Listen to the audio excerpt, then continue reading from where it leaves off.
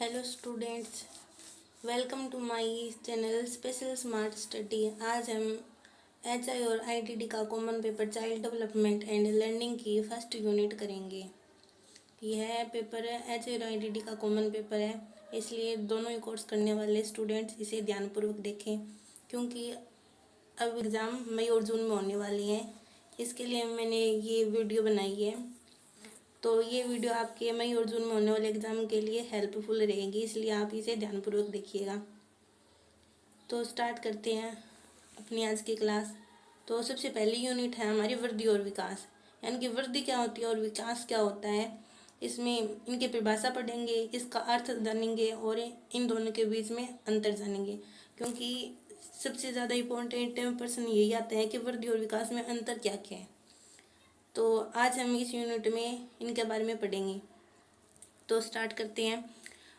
पहली यूनिट है हमारी definition and meaning of growth and development, यानी कि वृद्धि और विकास की परिभाषा क्या है और इसके अर्थ क्या क्या है।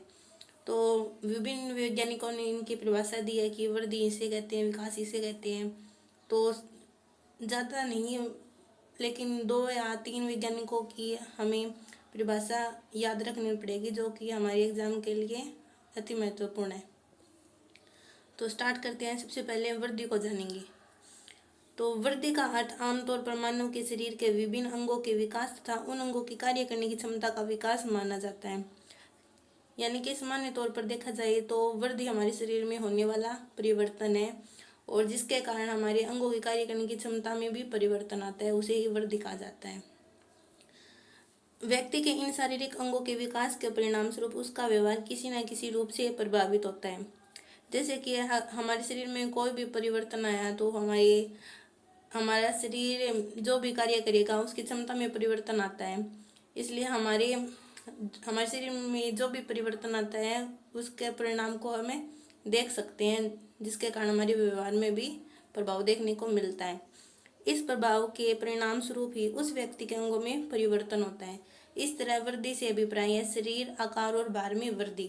इस प्रकार की वृद्धि में व्यक्ति के मांसपेशियों की वृद्धि भी शामिल है, यानी कि वृद्धि से हमारे शरीर के आकार भार में परिवर्तन आता है, जिसके कारण हमारे आकार यानी कि हमारी हाइट में बढ़ोतरी और भार में भी वृद्धि होती है। यह हमारे सामान्य तौर पर देखा जा सकता है, वृद्धि के ये गुण होते हैं।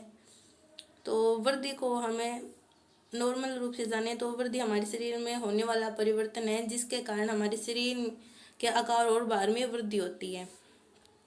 इस प्रकार की वृद्धि में व्यक्ति की मांसपेशियों की वृद्धि भी शामिल है, जिसके कारण यानी कि हमारी जैसे जैसे हमारी हाइट में और वेट में परिवर्तन होगा, उसी प्रकार हमारी मांसपेशियों में भी परिवर्तन होता है, जिसके कारण हमारी मांसपेशियों और हमारे शरीर में वृद्धि में परिवर्तन आता है। तो आगे है हर्बर्ट सोरेंस ने तो शारीरिक वृद्धि को बड़ा और भारी होना बताया, जो वृद्धि और परिवर्तनों की ओर संकेत करते हैं। यानी कि एक साइकोलॉजिस्ट हैं हर्बर्ट सोरेंसन, उन्होंने कहा है कि वृद्धि से हमारा शरीर बड़ा और भारी होता है, जिसके कारण हमारे शरीर में परिवर्तन देखने को मिलता है। फिर एक और है साइकोलॉजिस्ट फ्रैंक। तो फ्रैंक ने वृद्धि को इस प्रकार परिभाषित किया है कि शरीर के किसी विशेष पक्ष में जो परिवर्तन होता है उसे वृद्धि कहते हैं। तो हमें सभी टॉपिक्स परिभाषा दी है, सभी याद नहीं करनी है, बल्कि 1 या 2 बस बहुत है ये एग्जाम की दृष्टि से। फिर आगे है उपरोक्त विवरण से वृद्धि का अर्थ एवं प्रकृति को निम्नलिखित तथ्य स्पष्ट करते हैं। यानी कि इसमें अब वृद्धि के गुण देखने को मिलेंगे हमें कि वृद्धि होती क्या है, वृद्धि के बारे में बताया जाएगा, वृद्धि से हमारे शरीर में क्या क्या परिवर्तन आता है और इसे हम कैसे पहचान सकते हैं। तो सबसे पहले वृद्धि से व्यक्ति बड़ा और भारी होता है, क्योंकि वृद्धि से हमारे शरीर के हाइट और वेट में परिवर्तन आता है, जिसके कारण हमारा शरीर बड़ा और भारी हो जाता है। वृद्धि को मात्रा के रूप में मापा जा सकता है, क्योंकि जैसे जैसे हमारे शरीर की वृद्धि होगी वैसे वैसे हमारे हाइट वेट में भी परिवर्तन आता रहेगा। फिर वृद्धि की सामान्य पद्धति होती है न कि अलग अलग व्यक्तियों में अलग अलग, यानी कि सभी बच्चों में वृद्धि एक समान रहती है, ना कि अलग अलग, यानी कि सभी बच्चों में वृद्धि के चरण एक समान रहते हैं। उनके कुछ कारक होते हैं जो कि वृद्धि को प्रभावित करते हैं, जिसके कारण वृद्धि कम ज़्यादा हो सकती है, लेकिन इसके होने की कार्य प्रणाली एक जैसी है। वृद्धि निषेचित अंड में विभाजन के परिणाम स्वरूप होती है। वृद्धि निरंतर नहीं होती, यानी कि वृद्धि का एक टाइम पीरियड होता है जिसके दौरान वृद्धि होती है, लेकिन जब तक उसका टाइम पीरियड खत्म हो जाता है उसके बाद वृद्धि होनी बंद हो जाती है, यानी कि फिर बाद में वृद्धि नहीं होती। लेकिन जितने समय तक होती है वह निरंतर रहती है और बाद में निरंतर नहीं चलती रहती। वृद्धि की गति एक समान नहीं रहती, इसमें गति में परिवर्तन आते रहते हैं। यह इम्पोर्टेंट है क्योंकि विकास निरंतर चलता रहता है और वृद्धि निरंतर नहीं चलती रहती। वृद्धि निरंतर नहीं होती और विकास निरंतर चलता रहता है, और वृद्धि की गति एक समान नहीं रहती, इसमें गति में परिवर्तन आते रहते हैं, क्योंकि जिस प्रकार का टाइम पीरियड होगा उसी के अनुसार वृद्धि होती रहेगी। क्योंकि बच्चों के क्रांतिकाल के दौरान बच्चों में वृद्धि और विकास है अधिक मात्रा में होता है, लेकिन बाद में क्रांतिकाल के पश्चात यानी कि 5 वर्ष के पश्चात उनके वृद्धि धीमी हो जाती है। वृद्धि एक विशेष समय तक होती रहती है, फिर उसके बाद रुक जाती है। वृद्धि आंतरिक रूप से होती है। वृद्धि आंतरिक रूप से हमें देखने को मिलती है क्योंकि मास हमारे हाइट और वेट के बाद हमारी मांसपेशियों में भी परिवर्तन आता है, जिसको हम वृद्धि कह सकते हैं। स्त्रियों में पुरुषों की अपेक्षा वृद्धि तीव्र होती है। यह इम्पोर्टेंट है कि हमारे स्त्रियों में पुरुषों की अपेक्षा वृद्धि तीव्र होती है। वृद्धि वंशानुक्रम और वातावरण की अंतःक्रिया से होती है, क्योंकि हमारी वृद्धि को वंशानुक्रम यानी कि आनुवंशिक गुण देखने को मिलते हैं। यानी कि अगर बच्चे की हाइट लंबी है, यानी कि बच्चे के जन्म के दौरान उसकी हाइट लंबी है, तो वह आगे जाके और वातावरण की अंतःक्रिया से होती है, यानी कि उसका जिस प्रकार का उसके आसपास इन्वायरमेंट है उसके वातावरण का प्रभाव वृद्धि पर पड़ेगा। शिशु काल में वृद्धि तीव्र गति से होती है, लेकिन बाद में धीमी हो जाती है। क्रांतिकाल की बात कर रहे हैं क्योंकि शिशु काल में वृद्धि तीव्र गति से होती है। जब बच्चे का शिशु काल पूर्व बाल्यावस्था होती है तब उसका विकास तेजी से होता है और बाद में धीमा हो जाता है। शारीरिक और मानसिक वृद्धि का आपस में गहरा संबंध होता है, क्योंकि जिस प्रकार बच्चे का शारीरिक विकास होगा उसी के साथ बच्चे का मानसिक विकास या वृद्धि भी होगी। इसलिए शारीरिक और मानसिक विकास आपस में सहसंबद्ध होते हैं। जब कद में वृद्धि होती है तो भार कम हो जाता है। स्वास्थ्य और भोजन शारीरिक और मानसिक वृद्धि को प्रभावित करते हैं। यह हमारी थी वृद्धि, जिसके बारे में आज हमने पढ़ा। हमने वृद्धि के बारे में पढ़ा। अब आगे का टॉपिक है हमारा विकास, यानी कि डेवलपमेंट क्या होता है, इसके क्या क्या गुण हैं, विशेष वैज्ञानिकों ने इसके क्या क्या परिभाषाएं दी हैं, इसके बारे में हम पढ़ेंगे। तो विकास का अर्थ है, तो विकास शब्द उन्नति से संबंधित परिवर्तनों की ओर संकेत करता है और परिपक्वता की ओर अग्रसर करता है। यानी कि यह वृद्धि से बिल्कुल अपोजिट है, क्योंकि वृद्धि से शारीरिक विकास को देखा हमने, और वृद्धि से हम मात्रात्मक गुण देखने को मिलता है वृद्धि में, जिसको हम माप सकते हैं। लेकिन विकास में मात्रात्मक और गुणात्मक दोनों परिवर्तन देखने को मिलते हैं, और जो कि परिपक्वता की ओर अग्रसर करते हैं। मानव के आकार और उसकी रचना में गुणात्मक और मात्रात्मक परिवर्तनों के कारण उसके कार्य संबंधी सुधार आ जाते हैं। तो हमें वृद्धि में तो केवल मात्रात्मक गुण देखने को मिलते हैं, लेकिन विकास में मात्रात्मक गुण के साथ साथ उसमें गुणात्मक परिवर्तन भी देखने को मिलते हैं। अतः विकास परिपक्वता की एक ही प्रक्रिया है।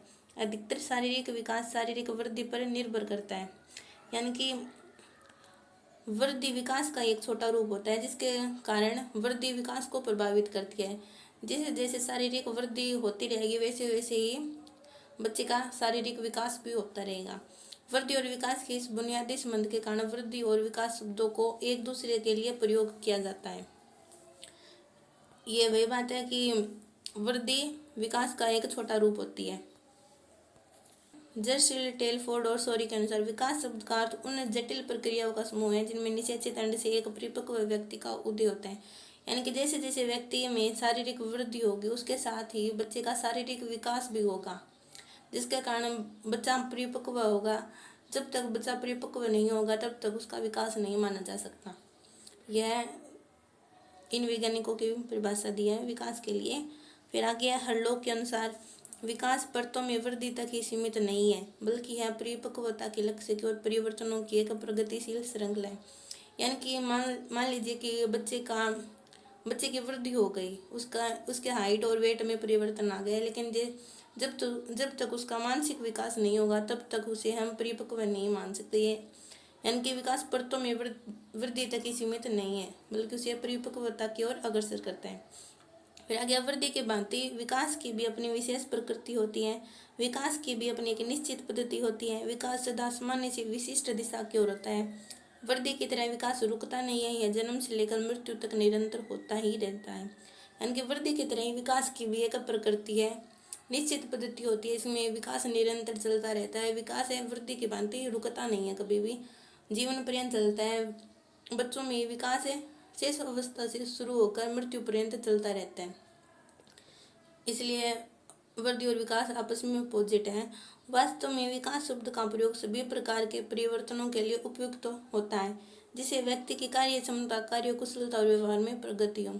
जैसे जैसे बच्चे का विकास होता रहता है, वह कार्य करने में कुशल हो जाता है, उसकी क्षमता में परिवर्तन आता है, उसके व्यवहार में परिवर्तन देखने को मिलता है, जिसे हम विकास कह सकते हैं। इस दृष्टि से विकास का अर्थ वृद्धि की अपेक्षा व्यापक है। यानी कि वृद्धि तो केवल विस्तृत रूप में होती है, लेकिन विकास को व्यापक रूप में देखने को मिल सकता है। विकास के विस्तृत अर्थ में वृद्धि भी शामिल है। विकास गुणात्मक परिवर्तनों की ओर संकेत करता है, यानी कि विकास को मात्रात्मक रूप में और गुणात्मक परिवर्तनों में देख सकते हैं। इस प्रकार हम देखते हैं कि विकास व्यक्ति का संपूर्ण व्यक्तित्व में आने वाले विभिन्न परिवर्तनों का प्रतिनिधित्व करता है, जैसे कि सामाजिक हो, शारीरिक हो, संवेगात्मक या बौद्धिक हो। यानी कि बच्चों का विकास एक शारीरिक रूप से ही नहीं, बल्कि उसके सामाजिक रूप से, शारीरिक रूप से, संवेगात्मक या बौद्धिक रूप से, यानी कि जो बच्चे की सोचने की क्षमता होती है, सभी में विकास देखने को मिलता है। यानी कि बच्चों के सभी पहलुओं का विकास होता है, लेकिन वृद्धि बच्चों की केवल शारीरिक रूप से देखने को मिलती है। सामान्य वृद्धि और विकास की प्रक्रियाएं साथ साथ ही चलती हैं। आगे है विकास के गुण। तो इस प्रकार विकास की प्रकृति निम्न तथ्यों से स्पष्ट हो जाती है। विकास की निश्चित पद्धति होती है, यानी कि विकास निरंतर चलता रहता है, अपनी निश्चित प्रक्रिया में होता रहता है। लेकिन वृद्धि जो होती है वो सभी बच्चों में एक समान रूप से होती है, यानी कि उसके वृद्धि होने का एक कार्य प्रणाली सेम होती है, लेकिन उसके बाहर के इन्वायरमेंट का उस बच्चों के ऊपर प्रभाव पड़ता है, जिसके कारण वृद्धि रुक भी जाती है, जिसके कारण सभी बच्चों में वृद्धि अलग अलग देखने को मिलती है। लेकिन विकास बच्चों के सभी पहलुओं में देखने को मिलता है, चाहे वो सामाजिक हो, शारीरिक हो, संवेगात्मक हो। तो विकास की निश्चित पद्धति होती है। विकास सामान्य से विशिष्ट दिशा की ओर होता है, विकास रुकता नहीं है, निरंतर चलता रहता है। यानी कि वृद्धि के भांति विकास रुकता नहीं है, जीवन पर्यंत चलता रहता है। विकास सभी प्रकार के परिवर्तनों का प्रतिनिधित्व करता है।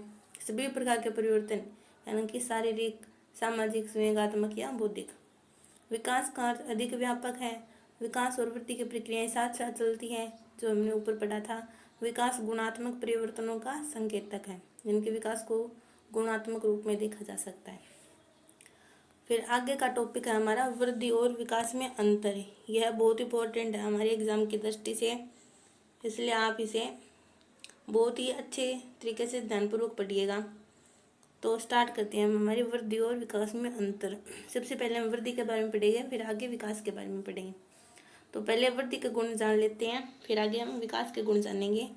यह आपके एग्जाम की दृष्टि से बहुत ही महत्वपूर्ण है, इसलिए आप इस टॉपिक को प्लीज़ ध्यानपूर्वक देखिएगा, क्योंकि ये 100% यह आपके एग्जाम में देखने को मिल सकता है।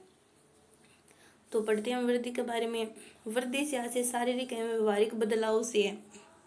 वृद्धि से आशय शारीरिक एवं व्यवहारिक बदलाव से, यानी कि शारीरिक बदलाव यानी कि बच्चों के हाइट वेट में परिवर्तन आता है, और व्यवहारिक है यानी कि जैसे जैसे उसके हाइट और वेट में परिवर्तन आएगा, उसके कार्य करने की क्षमता में भी बदलाव आएगा, जिसके कारण हम उसके व्यवहार में भी बदलाव देख सकते हैं। अगला टॉपिक है वृद्धि का संबंध शारीरिक तथा मानसिक परिपक्वता से होता है।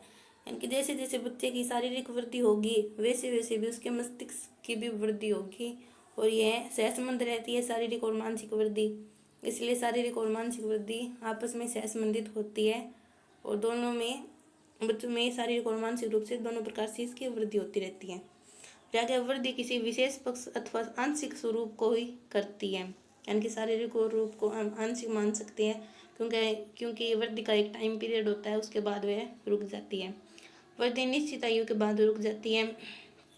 व्यक्तिगत भेद होते हैं, सभी बालकों की वृद्धि असमान होती है, यह इंपॉर्टेंट है।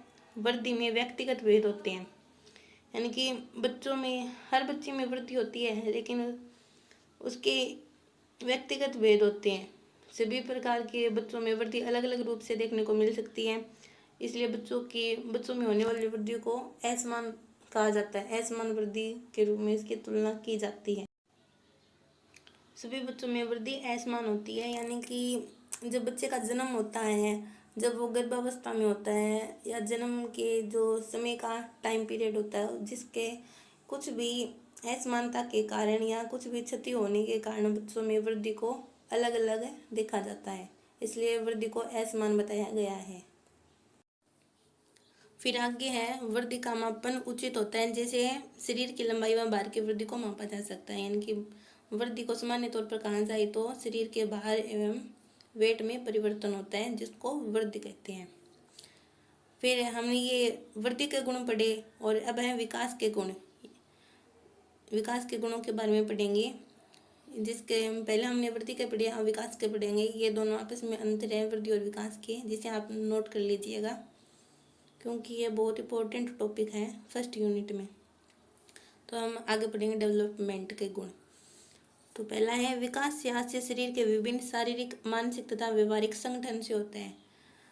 हमने पहले पढ़ा वृद्धि के बारे में, उसमें तो शारीरिक और मानसिक परिवर्तन देखने को मिलते हैं, लेकिन विकास का होता है शारीरिक, मानसिक, व्यवहारिक संगठन सभी प्रकार में परिवर्तन आ रहे, चाहे वो शारीरिक हो, मानसिक हो, संवेगात्मक या बौद्धिक, कोई भी परिवर्तन हो, विकास में सभी प्रकार के परिवर्तन होते हैं।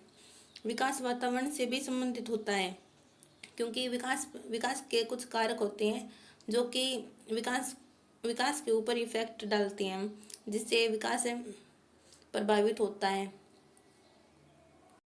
जिसके कारण बच्चों में अलग अलग रूप से विकास देखने को मिलता है। सभी बच्चों में विकास अलग अलग होता है, लेकिन उसके विकास की होने की प्रक्रिया सभी बच्चों में समान रहती है, लेकिन कुछ कारकों के कारण, कुछ आनुवंशिक गुणों के कारण, पर्यावरणीय कारकों के कारण, या विकास की प्रक्रिया में जो कुछ भी हानि होती है या अक्षमता रह जाती है, जिसके कारण बच्चों का विकास अलग अलग रूप से होता है। इसलिए कई बच्चों में हमें क्षति, अक्षमता के गुण देखने को मिलते हैं। फिर आगे है विकास प्राणी में होने वाले कुल परिवर्तनों का योग होता है। विकास जीवन पर्यंत निरंतर चलता ही रहता है, विकास कभी रुकता नहीं है, विकास का कोई टाइम पीरियड नहीं होता। विकास बच्चों में शेष अवस्था से शुरू होता है और मृत्यु पर्यंत तक चलता रहता है। विकास में समानता पाई जाती है, किंतु इसकी दर, सीमा और आदि में अवश्य अंतर पाया जाता है, यानी कि जो भी कारक विकास को प्रभावित करते हैं, उनके कारण विकास में अंतर देखने को मिलता है, जिसके कारण उसकी दर और सीमा में अंतर पाया जाता है। बहुत सारे कारक हैं जो कि हम अगली यूनिट में, यानी कि 1.2 में पढ़ेंगे, principles and factors affecting development. ये हम अपनी अगली वीडियो में बताऊंगी आपको। प्लीज़ अगर आपको ये वीडियो पसंद आई तो प्लीज़ इसे लाइक और शेयर ज़रूर करिएगा, क्योंकि ये आपके जो भी साथीगण हैं उन्हें भी ये वीडियो देखने को मिले और उनके भी एग्ज़ाम के लिए हेल्पफुल रहे। अगर आपको मेरी वीडियो पसंद आए तो प्लीज़ इसे सब्सक्राइब ज़रूर कीजिएगा, क्योंकि मैं आपके मई और जून तक होने वाले एग्ज़ामों के लिए ऐसी हेल्पफुल वीडियो बनाती रहूँगी, और नोटिफिकेशन ऑन कर लीजिएगा। फिर आगे विकास के बदलाव को होते हुए देखा जा सकता है, जैसे आंतरिक बदलाव में योग्यताओं को मात्र अवलोकित कर सकते हैं, यानी कि विकास के बदलाव को देखा जा सकता है। जैसे शारीरिक विकास होता रहेगा, उसके प्रकार मानसिक विकास होता रहेगा, जिसके कारण हमारे व्यवहार में परिवर्तन होता है, जिसके कारण विकास को अवलोकित कर सकते हैं। तो thank you all of guys ये वीडियो आपको देखने के लिए, और आपको अगर ऐसी वीडियो चाहिए तो प्लीज़ इसे लाइक है, सब्सक्राइब ज़रूर कीजिएगा, जिससे मैं मोटिवेटेड होती रहूँ। थैंक यू ऐसी वीडियो देखने के लिए। Please like, share and comment ज़रूर करिएगा।